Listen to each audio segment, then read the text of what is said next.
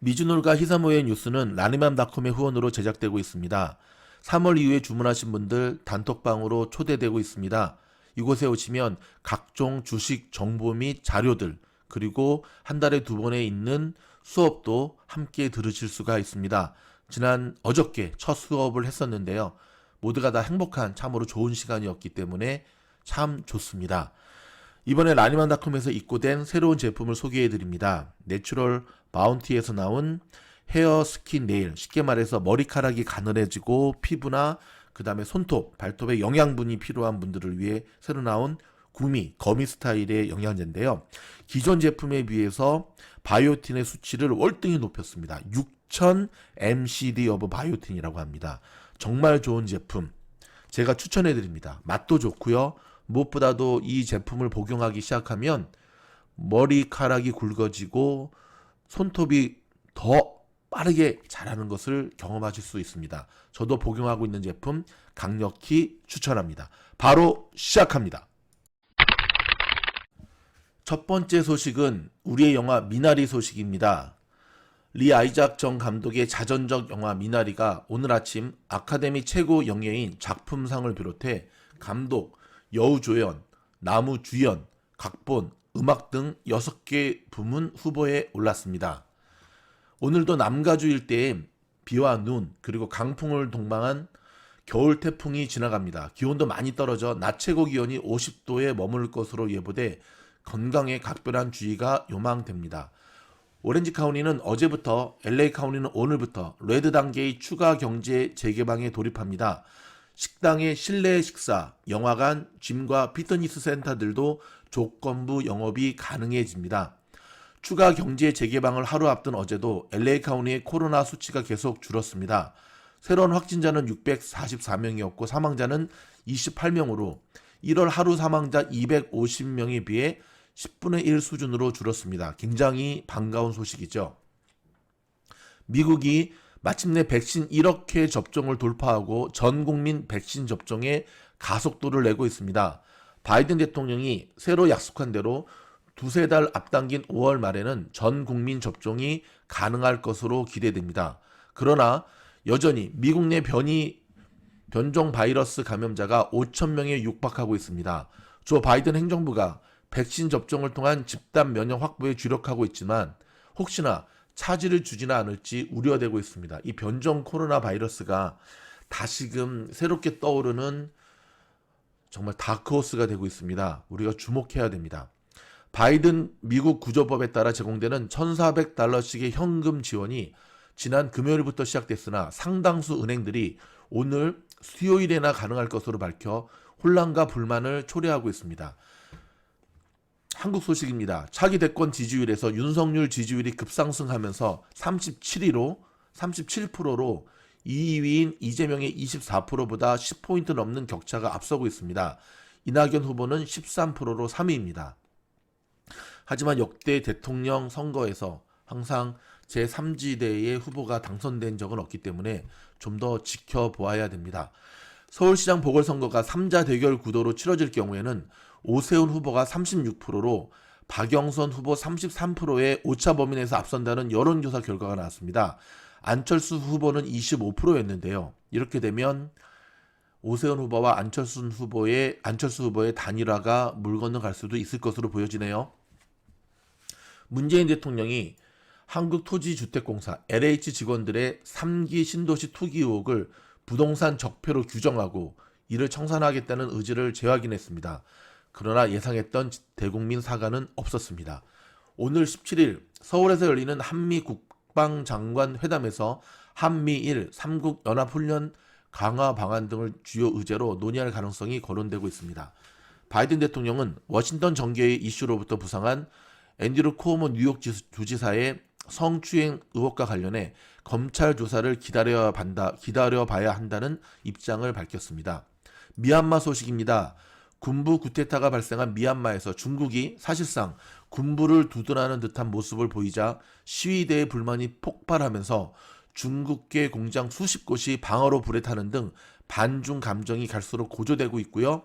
지금 미얀마에 진출한 한국 기업들은 곳곳에 태극기를 꽂으면서 우리는 중국 기업이 아니다라고 하는 모습을 보여주고 있다고 합니다.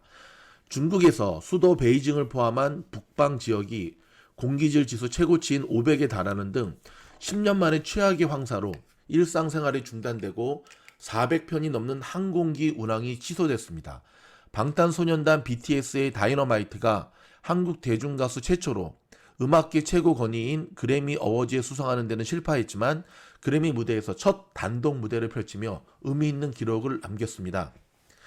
손흥민 선수입니다. 어제 경기에서 결국 부상에 쓰러지는 모습을 보였네요.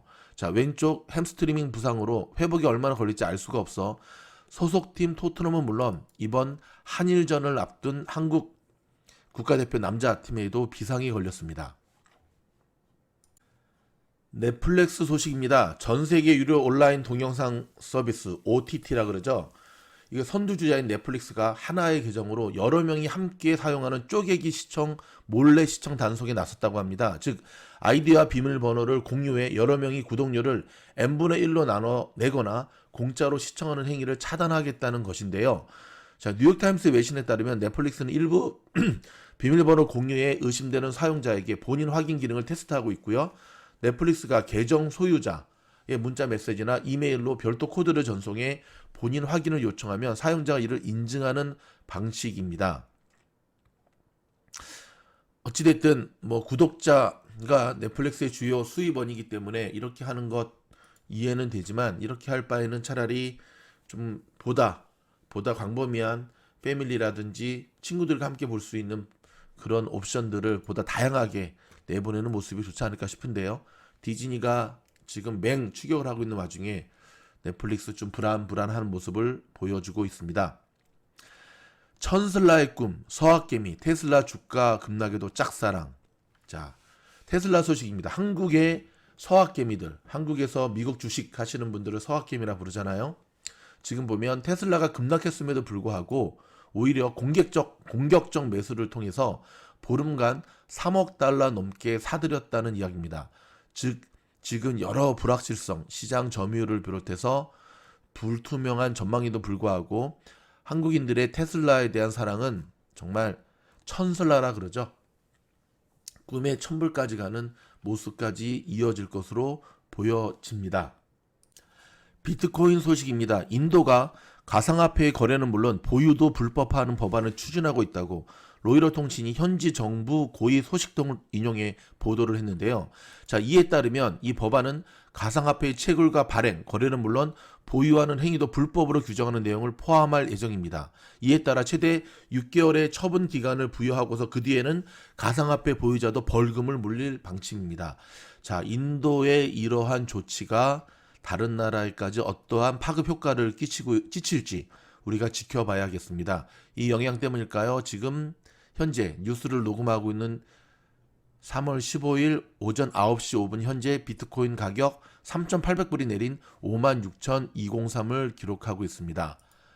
지금 이 시점에 미국 주식시장 굉장히 급하락을 하고 있다가 나스닥은 상승으로 지금 반전에 돌아서고 있습니다. 역시 시장에 움직이는 대장주는 나스닥입니다.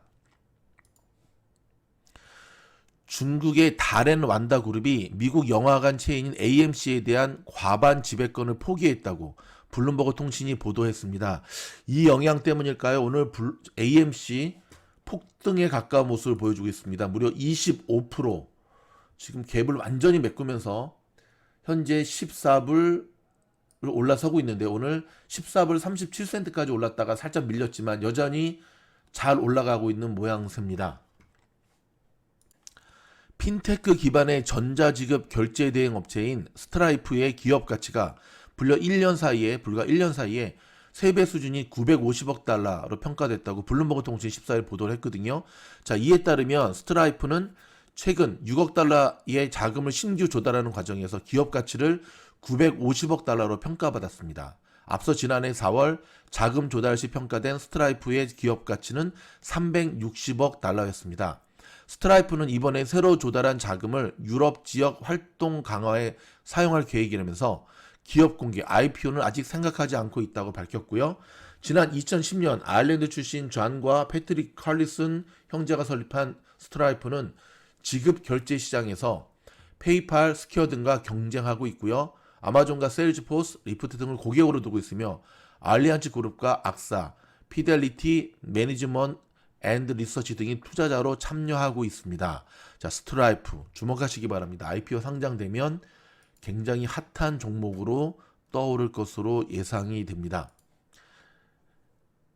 신종 코로나 바이러스 감염증을 먼저 겪은 중국이 코로나 경제 충격에 대응해 시행한 경기 부양책을 걷어들이는 정책도 선도하고 있다고 월스트리트저널이 보도했네요. 어제 알려드렸던 대로 지금 중국은 미국과는 전혀 반대되는 경기 부양책을 펼치고 있습니다. 자, 과연 어떤 결과를 낳을지 좀 지켜보도록 하겠습니다. 자, 스펙. 미국 내 스펙 투자 시장이 과열이라는 지적이 나오는 가운데 스펙의 향후 주가 하락에 베팅하는 공매도 규모가 급증하고 있다고 월스트리트저널이 14일 보도를 했네요. 자, 하락에 베팅하고 있답니다. 하락에. 그러면은 앞으로 스펙에 대해 투자하시는 분들 좀 더 신중하셔야겠습니다.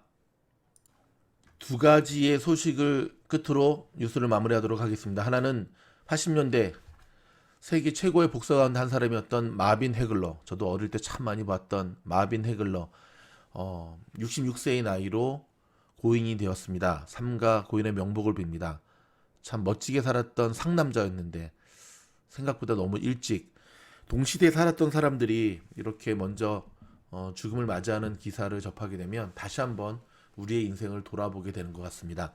마지막 소식입니다. 한국의 90대 노부부가 200억 상당의 부동산을 카이스트에 기부한 훈훈한 소식입니다.